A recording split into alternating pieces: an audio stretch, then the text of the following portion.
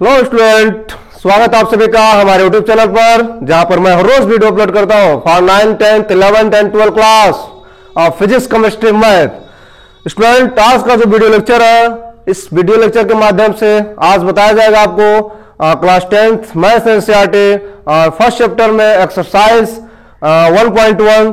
Student, इसके पहले video lecture में आपको बताया गया एक्सरसाइज से पहले चैप्टर के बारे में, फर्स्ट चैप्टर जो कि रियल नंबर है, तो रियल नंबर के बारे में आपको बताया गया और आज यहां पर आपको एक्सरसाइज बताया जाएगा। तो चलिए शुरू करते हैं। कुछ ऐसा स्टूडेंट, यहां पर आप देख सकते हैं एक्सरसाइज 1.1 में जो फर्स्ट क्वेश्चन है वह कह रहा है यूक्लिड विभाजन एल्गोरिथम के प्रयोग से HCF ज्ञात कीजिए। ठीक, तो यहां पे आपको बताया गया है लगभग सेकेंड वीडियो लेक्चर में कि यूक्लिड विभाजन प्रमेय का होता क्या है और इसका क्या यूज है इस गणित की दुनिया में, क्लास 10th के गणित में क्या हम यूज करते हैं। तो यहां पे आपको बताया गया होगा कि HCF फाइंड करने के लिए विभाजन एल्गोरिथम का प्रयोग किया जाता है। तो स्टूडेंट, यहां पर जो फर्स्ट क्वेश्चन है, फर्स्ट का जो फर्स्ट है 135 और 225, सेकेंड है 196 और 38,220 और थर्ड है 867 और 225। तो यहां पर तीनों का हमें HCF फाइंड करना है यूक्लिड विभाजन प्रमेयिका से। तो आइए शुरू करते हैं कैसे हम यूक्लिड विभाजन प्रमेयिका का प्रयोग करते हैं। किसी भी दिए गए संख्याओं का अगर हमें HCF फाइंड करना है तो वहां पे कैसे यूक्लिड विभाजन प्रमेयिका का प्रयोग होगा, तो हम सॉल्यूशन कर सकते हैं। जैसे अगर हम फर्स्ट की बात करें तो 135 और 225। ठीक, तो यहां पर आप सॉल्व कर सकते हैं। सॉल्यूशन में लिखेंगे, सबसे पहले सॉल्यूशन करने से पहले आपको बता दिया जाए कि जो यूक्लिड विभाजन प्रमेयिका है वह होता है A = BQ + R, वेयर जहां पर R 0 से बड़ा या इक्वल होता था एंड लेस देन B, छोटा होता था B से। तो यह आपको पूरा क्लियर होगा कि यहां पर A क्या है, B क्या है, Q क्या है, R क्या है, सेकंड वीडियो लेक्चर के माध्यम से। बट यहां पे जो आपका लेक्चर चल रहा है 4 चल रहा है, तो इसमें आपको केवल और केवल सवाल हल कराया जाएगा। तो चलिए सबसे पहले क्या करते हैं कि इस दिए गए संख्याओं में, यानी कि जो संख्या दिया हुआ है 135 और 225, हम सबसे पहले बड़े संख्या का चुनाव करेंगे। यानी कि 225 ध्यान से देखा जाए तो बड़ा है, तो इधर हम बड़ा ऐसे कर सकते हैं, 135 छोटा हो जाएगा जी। तो अब हम यहां पे डायरेक्ट लिखेंगे by Euclid's division lemma. Right, क्या होता है जी, A = BQ + R। ठीक, तो यहां पर क्या करेंगे कि जो बड़ा वाला है उसे हम A के स्थान पर रखेंगे। तो जब हम बड़े वाले के स्थान पर रखेंगे तो यहां पे आ जाएगा 225 और यहां जो छोटा है यानी 135 उसको B का स्थान पर रखेंगे, तो यानी यहां पर हो जाएगा 135। और रही बात Q की यानी कोशिएंट वैल्यू, तो कोशिएंट वैल्यू आपको पता है कि जब आप छोटे क्लास में थे तो वहां पे आपको भाग की प्रक्रिया बताई गई थी। जैसे फॉर एग्जांपल की हम बात करें, जैसे कोई हम डिजिट लेते हैं 7 और 7 में हम डिवाइड करते हैं 3 से, तो आपको यहाँ कुछ मिलेगा 3 × 2 = 6, यानी 3 दूना 6 और यहाँ पर आपका 1 मिलेगा शेषफल। तो यहाँ पे आप क्या करते हैं कोशिएंट के लिए, यानी यह जो 2 है इसे हम मानते हैं कोशिएंट। तो कोशिएंट वैल्यू प्राप्त करने के लिए आपको ये ट्राई करना पड़ता है कि ये जो 3 है अगर हम 2 बार में ले जाएं तो 6 आए, अगर हम 3 को 3 बार ले जाते हैं तो 9 आता है। तो इसका मतलब इस 7 से, दिए गए 7 से, यानी कि जो भाज्य दिया उससे अधिक नहीं होना चाहिए। राइट, तो यहां पर भी वैसा ही करेंगे। तो यहां 135 को ध्यान से देखा जाए तो अगर हम 2 बार में ले जाते हैं Q के लिए तो यहां पर 270 मिल जाएगा, जो कि 225 से अधिक हो जाएगा। तो हम यहां पे एक बार में ट्राई करेंगे, तो यहां पर 135 से कम 135 हो जाएगा और पुनः 135 को हम 225 में से घटाएंगे तो आपका जो वैल्यू मिलेगा वह मिलेगा 90, यानी कि 90।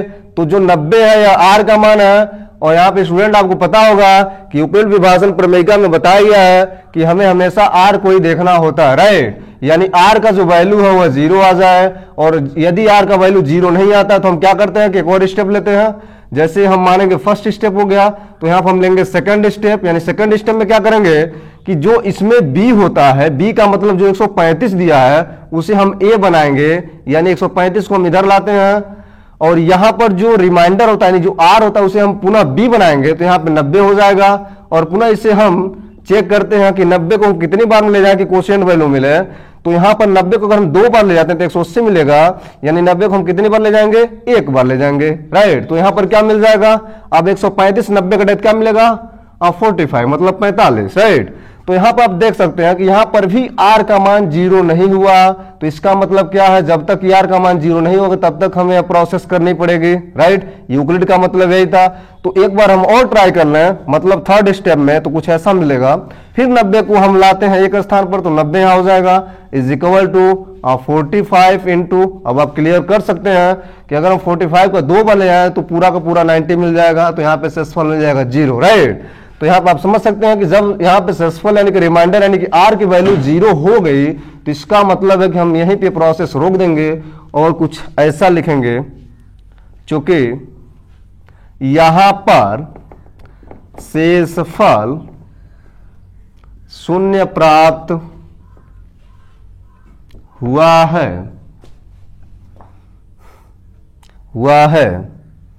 एंड भाजक यानी कि रिमाइंडर यानी कि बी यानी कि 45 भाजक 45 है।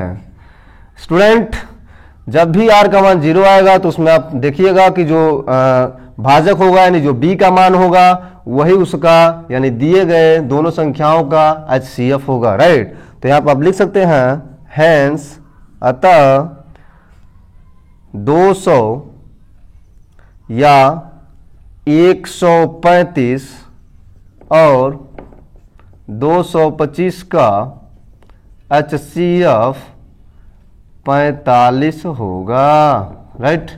आप आंसर लिख सकते हैं 45, ठीक। तो इस प्रकार एक क्लियर हो गया यूक्लिड डिवीजन लेमा के हिसाब से। क्वेश्चन को ऐसे ही करते हैं, जब तक आर का मान 0 नहीं आएगा तब तक ये प्रोसेस अपनाते रहेंगे। वो स्टेप चाहे आपका 3 हो, चाहे 4 हो, चाहे 5 हो, चाहे कई स्टेप हो, यानी हर हाल में आपको आर का मान 0 लाना है। और जैसे 0 आ जाता है वहां हम प्रक्रिया रोक देते हैं और यहाँ पे कुछ ऐसा लिखते हैं कि यहाँ पर शेषफल 0 प्राप्त हुआ है और उस कंडीशन में जो भी डिवाइडर होता है, यानी कि यहाँ पे डिवाइडर 45 दिया है तो हम लिखेंगे 45 है और लास्ट में लिख सकते हैं कि यही डिवाइडर दिए गए दोनों संख्याओं का HCF होगा, राइट। तो इस तरह से हम क्वेश्चन को सॉल्व करते हैं। और चलिए एक और क्वेश्चन इसमें का देखेंगे, फिर आपको एक अगला क्वेश्चन आपको होमवर्क के रूप में देंगे जो कि आप इसका सॉल्यूशन आसानी से कर सकते हैं इस विधि के माध्यम से। और इसका सॉल्यूशन यानी कि जो आंसर होगा और आप कमेंट करके बता सकते हैं कि क्या आंसर होगा, राइट। तो सबसे पहले हम क्या करेंगे, सेकंड वाला भी क्वेश्चन करेंगे और फिर आपको थर्ड छोड़ेंगे, राइट। तो आप यहां कर सकते हैं, सेकंड क्वेश्चन भी यही प्रक्रिया रहेगी। यहां बगल में लिख सकते हैं सेकंड नंबर वाला 196 और 38,220, ठीक। जब हम सॉल्यूशन करेंगे तो यहां पर क्या लिखेंगे डायरेक्ट, सबसे पहले हम बड़े संख्या का चुनाव करेंगे। जैसा आप लोग इसमें देख सकते हैं कि इसमें जो बड़ा संख्या हम उसका चुनाव किए हैं उसको मुंह खोलें। मुंह खोलने मतलब क्या, ले भैया तुम ग्रेटर हो। तो ठीक इसी प्रकार इसमें भी क्या करेंगे, ग्रेटर का चुनाव करेंगे। तो यहाँ पर आप समझ सकते हैं 38,220, और ऐसा हम क्यों करते हैं, ताकि हमारा वैल्यू ए मिल जाए। तो जो भी बड़ा है वही क्या होता है, ए होता है, राइट। तो फिर हम यहाँ लिखेंगे by Euclid's division lemma, right. क्या होता है भाई, बोलिए, a equal to b q plus r, right. और यहाँ ए का वैल्यू का मतलब क्या है, बड़ा वाला क्या भैया, ये बड़ा है तो 38,220, राइट। बी का मतलब छोटा वाला यानी 196। अब बात आती है कोशिएंट वैल्यू की, मतलब क्यू का मान। तो कहां से लाए क्यू का मान, तो क्यू का मान का मतलब कितनी बार में जाएगा। तो इसको देखा है ध्यान से, 196 ये क्या 38,220 कंपेयर किया जाए, बहुत ज्यादा बहुत बड़ा, तो हम क्या करें, कंपेयर करते करते थक जाएंगे, राइट। तो यहाँ पर आप क्या कर सकते हैं कि सबसे अधिकतम वैल्यू लगभग हम 196 बार में करेंगे तो क्या मिलेगा, 195 बार में करेंगे तो क्या मिलेगा। तो मेरे हिसाब से 195 बार में जाएगा, और 195 बार में जाएगा तो ये पूरा का पूरा वैल्यू सेम यही मिल जाएगा। इसका मतलब क्या है कि आर का जो मान है वह हो गया 0, राइट। तो यहां पर लक्ष्य भी मेरा क्या था कि आर का मान 0 लाना, और जैसे ही आर का मान 0 आएगा, जैसा कि आप समझ सकते हैं, जैसे ही आर का मान 0 आएगा हम पूरी प्रोसेस को रोक देंगे। चाहे वो आर का मान एक स्टेप में आए, चाहे वो आर का मान 4 स्टेप में आए, उससे मतलब नहीं है। बस मेरा लक्ष्य है कि आर का मान 0 होना चाहिए, राइट। तो यहां पर आप समझ सकते हैं कि कई स्टेप में आर का मान 0 आ गया है और आपको इसके अलावा कुछ करने की आवश्यकता नहीं है। तो आप चाहते हो आप डायरेक्ट लिख सकते हैं, राइट। चूंकि यहां पर यहां पर शेषफल 0 प्राप्त हुआ है। एंड इस कंडीशन में जो डिवाइडर है जो b है क्या है 196 है और भाजक 196 है, राइट। हेंस अतः क्या होगा, हेंस 196 और 38,220 का HCF क्या होगा, बोल सकते हैं आप 196 होगा, राइट। ये क्लियर हो गया जी। तो बहुत ही आसान प्रक्रिया है, बहुत ही आसान प्रोसेस है और इससे आसान हम जानते हैं 10th के गणित में कुछ हो ही नहीं सकता। तो यूक्लिड का मतलब यही है, एक भाग की प्रक्रिया को इस तरह से स्टेप बाय स्टेप चलाना और जब तक करना जब तक कि r का मान 0 ना आ जाए, राइट। तो इस प्रकार से आपको 2 सवाल से क्लियर हो चुका है कि हम कैसे इसका यूज करेंगे, कैसे हम किसी दिए गए नंबर का HCF फाइंड करेंगे।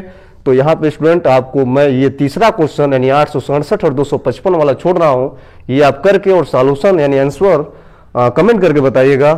और इस क्वेश्चन के बाद हम लोग सेकंड क्वेश्चन पे चल रहे हैं, सेकंड क्वेश्चन के बारे में डिस्कस करेंगे। तो चलिए सेकंड क्वेश्चन क्या है उसको डिस्कस कर लिया जाए।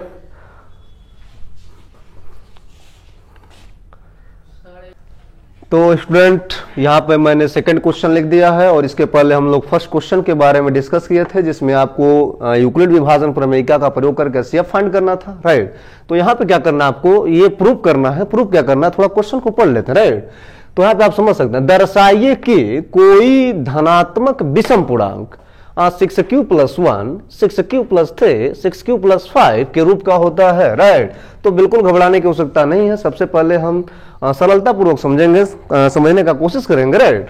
तो यहाँ पे आप समझ सकते हैं, सबसे पहले ये धनात्मक का मतलब धन होता है और ये विषम का मतलब होता है कोई नंबर है। तो विषम का मतलब क्या है कि अगर हम 3 लेते हैं तो विषम हो जाएगा, 5 लेते हैं तो विषम हो जाएगा, राइट। पूर्णांक की बात करें तो पूर्णांक होता क्या है, यहाँ आप समझ सकते हैं कि पूर्णांक में क्या होता था, जिसे हम इंग्लिश में इंटीजर बोलते थे। तो पूर्णांक में क्या होता था कि 0 के साथ ये +1 -1 होता था, +2 -2 होता था, +3 -3 होता था, राइट। तो इसे हम कहेंगे इंटीजर, राइट। तो यहां से अगर हम +1 लेते हैं तो इसे कहेंगे धनात्मक पूर्णांक यानी धन वाला। अगर हम -1 लेते हैं तो क्या कहेंगे, ऋणात्मक पूर्णांक माइनस वाला, राइट। तो अगर हम बात करें विषम पूर्णांक की तो विषम का मतलब ये होता है कि इसमें से 3 लेते हैं या इसमें से क्या लेते हैं 5 लेते हैं, राइट। तो इसे हम कहेंगे विषम पूर्णांक। तो अब बात आता है कि मेरा क्वेश्चन मतलब क्वेश्चन कह क्या रहा है, कह रहा है क्वेश्चन कुछ ऐसा कर रहा है, 6q + 1 कौन सा विषम पूर्णांक, 6q + 3 कौन सा विषम पूर्णांक, 6q + 5 के रूप का होता है। ध्यान दीजिएगा। तो यहाँ पर यूक्लिड विभाजन प्रमेयिका का यूज करना पड़ेगा। यूज करने का मतलब क्या है कि सबसे पहले हम एक लेट कर लें, इसमें q दिया है, q का मतलब है a = bq + r। ये क्या यूक्लिड विभाजन प्रमेयिका, राइट। तो यहाँ पे bq + r दिया है यानी 6q + 1 दिया है और यहां से a नहीं दिया है। तो सबसे पहले आपको क्या करना होगा कि a लेट करना पड़ेगा यानी a को मानना पड़ेगा कि a कोई क्या है। सॉल्यूशन में कुछ ऐसा लिखेंगे, माना a कोई, ध्यान दीजिएगा, a कोई धनात्मक पूर्णांक है। स्टूडेंट आपको पता होगा यहाँ पे विषम लिखना चाहिए बट विषम नहीं लिखेंगे क्योंकि हम लेट करते हैं तो मान अधूरा होता है। और यहाँ पे मैंने केवल लिखा कि ये कोई धनात्मक पूर्णांक है, ये विषम नहीं है। अब विषम क्या है, सम क्या है, उसका डिस्कशन ये यहाँ पे करेंगे, बट आपको सबसे पहले लेट क्या करना है कि ये कोई धनात्मक पूर्णांक है, राइट। तो यहाँ पर b की बात करें, अगर हम b की बात करें तो b क्या हो जाएगा जी, b को हम यहां से लेते हैं तो b क्या है, q के पहले वाला। तो यहां से आप समझ सकते हैं q के पहले क्या है, 6 दिया है। मतलब क्या, अगर हम 6 को b के स्थान पर रखें तो क्या बनेगा जी, तो b = यानी b का मान 6 हो जाएगा, ठीक। अब बात आती है यूक्लिड विभाजन प्रमेयिका। तो यहां से आप लिख सकते हैं बाय क्या होता है जी, यूक्लिड्स डिवीजन लेमा, ठीक। क्या होता है, a = bq + r where r is equal and greater than g and less than 2b, right. तो ये होता है यूक्लिड डिवीजन लेमा, राइट। तो यहां से क्या करेंगे, अब ए क्या है, कोई धनात्मक पूर्णांक है, बी क्या है, ये डिजिट है जो 6 दिया है, तो यहां से आप चाहे तो पुट कर सकते हैं, बट उससे पहले आपको वैल्यू फॉर आर देखना पड़ेगा कि अगर हम वैल्यू की बात करें किसके लिए, आर के लिए, वैल्यू फॉर आर तो इसका टू हम ले सकते हैं इंटीजर की बात करें क्या, 0 1 2 3 पॉजिटिव वाला 4 5 6 7 है, इस प्रकार से हम ले सकते हैं। तो यहां पर अगर हम इसकी बात करें तो हम इसे लिखेंगे, ए का स्थान पे क्या माने हैं, ए माने है तो ए ही रहेगा, राइट, और बी का स्थान पे क्या माने 6 माने है तो क्या हो जाएगा 6 क्यू हो जाएगा, और ये प्लस आर हो जाएगा, राइट। तो वेन का मतलब क्या है, वेन यानी वेन जब, या डायरेक्ट ऐसे लिख सकते हैं आर बराबर 0 पर, राइट। तो जब हम आर का मान 0 भरेंगे तो क्या कंडीशन मिलेगा, तो यहां पर कुछ ऐसा मिलेगा, ए इक्वल टू 6q प्लस 0 मिल जाएगा, राइट, यानी ए का मान क्या हो जाएगा 6q हो जाएगा केवल, ठीक, इसको यहीं पे छोड़ देते हैं।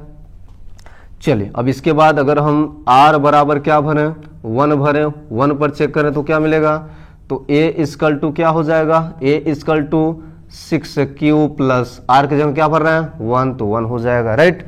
चलिए कुछ और करते हैं, r बराबर हम लेते हैं 2, तो r बराबर 2 पर क्या मिलेगा जी, तो यहाँ पे मिलेगा a equal to 6q plus 2 मिल जाएगा जी, राइट। फिर यहाँ पे क्या करेंगे, r का मान 3 पर ट्राई करेंगे कि r का मान जब 3 हो तो क्या मिलेगा, तो r बराबर 3 पर मिल जाएगा, a equal to 6q plus 3 हो जाएगा जी, राइट। पुनः r का वैल्यू अगर हम 4 की बात करें, 4 पर क्या मिल रहा है जी, तो a इक्वल टू मिल जाएगा 6q प्लस 4, राइट। पुनः अगर हम r की वैल्यू अगर 5 पे ट्राई करते हैं तो क्या मिलेगा जी, a equal to 6q plus 5 मिल जाएगा जी, राइट। अब बात आती है सर जी कब तक लिखना है, कब तक लिखेंगे, राइट। तो यहाँ पर स्टूडेंट यहाँ पर आप छोड़ सकते हैं, 6q प्लस 5 तक आ गया है, वहां पर भी बात किया है, आप समझ सकते हैं कहां तक बात किया है, 6q प्लस 5 तक बात किया, राइट। तो यहाँ पर हम छोड़ सकते हैं, इसके आगे भी कर सकते हैं बट उससे कोई फायदा नहीं है, तो यहाँ तक ही हम करेंगे 6q प्लस 5 तक। अब बात आती है हम चुनाव कैसे करेंगे और सिद्ध कैसे करेंगे, इस दिए गए टॉपिक को हम कैसे प्रूव करेंगे कि धनात्मक विषम पूर्णांक इसी रूप का होगा, यानी 6q प्लस 1 का होगा, 6q प्लस 3 का होगा, या 6q प्लस 5 का ही रूप होगा, राइट। तो यहां पर आप समझ सकते हैं, सबसे पहले जब हम r बराबर 0 लेट किए हैं, यानी r जब हम 0 भरें तो क्या मिला है 6q केवल मिला है। अब बात आती है कि a अगर कोई पूर्णांक है, धनात्मक पूर्णांक है, तो यह धनात्मक पूर्णांक विषम है कि सम है, राइट, यानी 6q सम है कि विषम है, इसकी हम चुनाव करेंगे। तो इसके चुनाव के लिए हमको एक q लेट करना पड़ेगा, q का मतलब कोई ना कोई वैल्यू लेना पड़ेगा। अगर हम 1 की बात करें, अगर q का वैल्यू 1 भरते हैं तो 6 1 जा 6 मतलब 6 कम 6, तो आपको पता होगा 6 कम 6 का मतलब क्या होता है, सम होता है, ठीक। तो इसके आगे हम सम लिख सकते हैं जी, राइट। पुनः अगर हम 6q प्लस 1 को देखें तो 6q प्लस 1 में क्या लिखें, q का मान अगर हम 1 भरें तो 6 1 जा 6 यानी 6 कम 6 और 1 कितना होता है 7 होता है। तो 7 क्या होता है आपको पता होगा, विषम होता है जी, राइट, यहाँ विषम लिख सकते हैं। पुनः r बराबर 2 पे जाए तो क्या मिला, 6 1 जा 6 यानी 6 कम 6 2 8, तो 8 क्या होता है जी, सम होता है जी, राइट। आप करते जाइए अपने आप होता जाएगा, बिल्कुल घबराने को सकता नहीं है, राइट। यहाँ पे देख सकते हैं a equal to 6q plus 3 यानी 6 1 जा 6, 6 कम 6 3 9, तो 9 होता क्या है, विषम होता है जी, ठीक। पुनः देखिए r बराबर 4 पर, तो 6 कम 6 4 10, 10 क्या होता है जी, सम होता है, राइट। r बराबर 5 पर 6 कम 6 5 11, 11 क्या है जी, विषम है जी। तो मैंने यहां पर क्या किया, पूरे q के स्थान पर 1 1 भर दिया, राइट। तो यहाँ पे कुछ सम आया कुछ विषम आया, आप देख सकते हैं क्लियर रूप से। बट बात ये आती है कि सर जी अगर यहाँ पे q का मान अगर 1 के अलावा कोई और संख्या भरते हैं तो क्या कंडीशन यही आएगा, हाँ बिल्कुल यही आएगा। फॉर एग्जाम्पल अगर यहाँ पे 1 नहीं, अगर हम 2 भरते हैं तो 6 दूना 12 तो भी सम होगा, 3 भरते हैं 6 3 18 तो भी सम होगा, यानी 4 भरते हैं 6 चौके 24 तो भी सम आएगा। मतलब चाहे हम q का मान कुछ भी भर दें हर हाल में सम ही आएगा, राइट। विषम की बात करें तो 6q प्लस 1 अगर 6 q का स्थान पे 1 की जगह हम 2 भरते हैं तो 6 दूना 12 13, 6 3 18 19, 6 चौके 24 25, यानी हर हाल में क्या आ रहा है, विषम ही आ रहा है। तो इस प्रकार हम देख सकते हैं यहाँ विषम और विषम ही होगा, राइट। तो यहाँ पे बात ये आती है कि इसका मतलब क्या था और हमने क्या किया, राइट। तो धनात्मक विषम पूर्णांक 6q प्लस 1 6q प्लस 3 या 6q प्लस 5 का ही रूप होता है, राइट। तो उसके लिए यहाँ पे अब हमको कंपेयर करना है इस सॉल्यूशन में कि 6q प्लस 1 है कहां पे, यहां पे आप देख सकते हैं। तो ये है 6q+1 और यहां पे लिखा भी गया विषम है, तो कैसा पूर्णांक है, हमने a को माना कैसा पूर्णांक, धनात्मक पूर्णांक, तो हमेशा यह धनात्मक पूर्णांक होगा, तो यह एक धनात्मक पूर्णांक किस रूप का हो गया, विषम हो गया। तो ये धनात्मक पूर्णांक विषम है, तो किस रूप का है, 6q+1 का रूप का है, राइट। तो इस प्रकार हम बोल सकते हैं कि a का मान 6q+1 मिला, राइट, ये एक विषम हो गया जी, राइट। विषम यहां भी है तो इसको भी ट्रिक लगा लीजिए, विषम यहां भी है तो इसको भी ट्रिक लगा लीजिए। अब आप क्लियर रूप से देख सकते हैं ऊपर क्वेश्चन में क्या दिया, 6q+1, 6q+3, 6q+5, राइट। यहां भी क्या दिया, 6q+1 विषम, 6q+3 विषम, 6q+5 विषम। तो इसका मतलब क्या है, एक को आपने लेट भी किया धनात्मक पूर्णांक, आया क्या, विषम पूर्णांक। तो इसका मतलब क्या हुआ, कुल मिला जुला करके बात क्या हुआ, कुल प्रोसेस क्या बता रही है, यही बता रही है कि कोई भी धनात्मक विषम पूर्णांक किसके रूप का होता है, 6q+1 के रूप का होता है, किसके रूप का होता है, 6q+3 या 6q+5 के रूप का होता है, राइट। तो इस प्रकार आप कुल कथन से कह सकते हैं, यहां पर लास्ट में आप लिख भी सकते हैं, हैंस अतः कोई भी धनात्मक, राइट, विषम पूर्णांक 6q+1 या 6q+3 या 6q+5 के रूप का होता है, ठीक बात। तो ये हो गया इसका सॉल्यूशन, और इस प्रकार से हम दिए गए क्वेश्चन का, इस तरह का क्वेश्चन दिया तो सॉल्व करते हैं, राइट। मुझे लगता है स्टूडेंट आपको क्लियर हो चुका होगा, पूरा अच्छी तरह से क्लैरिटी मिल चुकी है। और इसके बाद हम लोग अगले वीडियो लेक्चर में डिस्कस करेंगे एक्सरसाइज 1.1 के जो अगला क्वेश्चन है 2 के बाद वाला, नहीं क्वेश्चन नंबर 3 पे डिस्कस किया जाएगा। तो आज के लिए इतना ही काफ़ी है और उम्मीद करते हैं क्लियर हो चुका होगा। तो चलिए इसी के साथ बंद किया जाए वीडियो, धन्यवाद, ठीक हुआ ना।